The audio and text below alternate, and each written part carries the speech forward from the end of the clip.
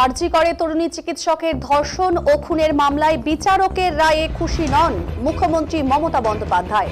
সাজা ঘোষণার সময় তিনি ছিলেন মালদায় পা রেখেই সাংবাদিকদের থেকে সাজার বিষয়ে জানতে পেরে তিনি অসন্তোষ প্রকাশ করে জানিয়েছেন, এই ঘটনায় দোষীর ফাঁসি চেয়েছিলেন তিনি। এই মামলায় সিবিআই এর আইনজীবীদের ভূমিকা নিয়েও এদিন তিনি প্রশ্ন তুলেছেন। তার সাফ কথা, রাজ্যের উপর এই মামলার তদন্তভার থাকলে অনেক আগেই সঞ্জয় রায়ের ফাঁসির সাজা করিয়ে দিতেন তারা। মালদায় মমতা বন্দ্যোপাধ্যায় জানিয়েছেন, তারা ফাঁসির দাবি করেছিল। তাদের হাতে এই মামলা থাকলে অনেক আগেই তারা ফাঁসির অর্ডার করিয়ে দিতে পারত। সোমবার বেলা 3:15 নাগাদ মুর্শিদাবাদ থেকে হেলিকপ্টারে মালদায় পৌঁছন মুখ্যমন্ত্রী। তাকে স্বাগত জানাতে হেলিপ্যাডে উপস্থিত ছিলেন দুই মন্ত্রী সাবিনা ইয়াসমিন, তাজমুল হোসেন সহ জেলা তৃণমূল নেতৃত্ব। হেলিপ্যাডে নেমেই মাইক্রোফোন হাতে তুলে নেন মমতা বন্দ্যোপাধ্যায়। তিনি জানিয়েছেন, এতক্ষণ হেলিতে ছিলেন বলে গোটা বিষয়টি তিনি শুনতে পারেননি। তাদের কাছ থেকেই শুনছেন আরজি কর কাণ্ডে ধৃতকে নাকি যাবজ্জীবন কারাদণ্ডের সাজা ঘোষণা করা হয়েছে। তিনি প্রথম দিন থেকেই ফাঁসির দাবি করে আসছেন। আজও তারা সেই দাবিতেই অটুট, কিন্তু আদালতের রায় নিয়ে কিছু বলার নেই। তিনি শুধু তার এবং তার দলের কথা বলতে পারেন। তারা 3টি কেসে 54 থেকে 60 দিনের মধ্যে ফাঁসির অর্ডার করিয়ে দিয়েছিলেন, কিন্তু তিনি জানেন না এত বড় ঘটনায় ফাঁসির সাজা কেন হলো না। তাদের সেই দাবি ছিল, তাদের হাতে কেসটা থাকলে তারা অনেক আগেই ফাঁসির অর্ডার করিয়ে দিতে পারতেন। মুখ্যমন্ত্রী আরও জানিয়েছেন, তিনি জানেন না আইনজীবীরা কিভাবে লড়াই করেছেন, কি যুক্তি পেশ করেছেন। এই মামলা তাদের হাত থেকে ইচ্ছে করে কেড়ে নিয়ে সিবিআই কে দেওয়া হয়েছে। এই নরপিচাচদের চরমতম শাস্তি হওয়া উচিত। তিনি ডিটেইলস কিছু বলতে পারবেন না।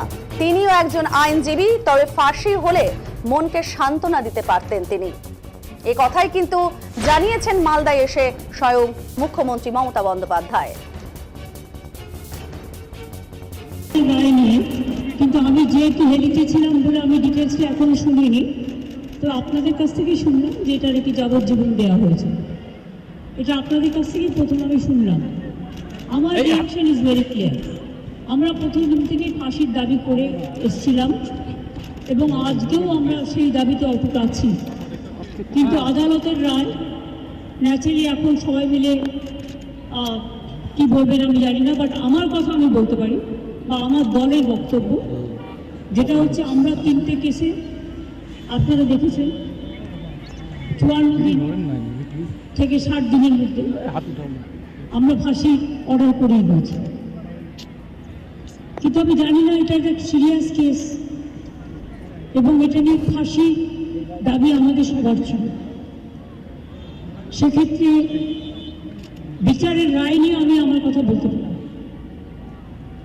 আমরাই বলেছিলাম আমাদের হাতে এই কেসটা থাকলে আমরা কিন্তু অনেকদিন আগেই ফাঁসির অর্ডার দিয়ে দিতে পারতাম, ফাঁসির অর্ডার করে দিতে পারতাম।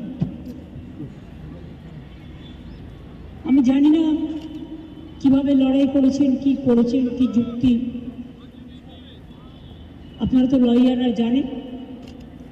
সুতরাং ডিটেলসটা তো আমি জানি না, ডিটেলসটা তো সিবিআই করছে এবং আমাদের হাত থেকে তো কেসটা ইচ্ছা করে কেড়ে নিয়ে চলে গেল। আমরা তো বলেছিলাম আমরা যদি করতে না পারি তাহলে আপনারা সিবিআইকে দিন, আমার কোনো আপত্তি নেই, কারণ আমরা চাই বিচার হোক। এই নরপিচাচদের চরমতম শাস্তি হওয়া উচিত।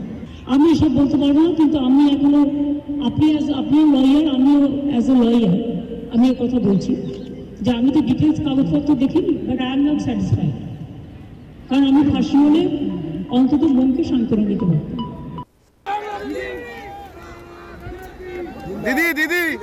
দিদি প্রেস দিদি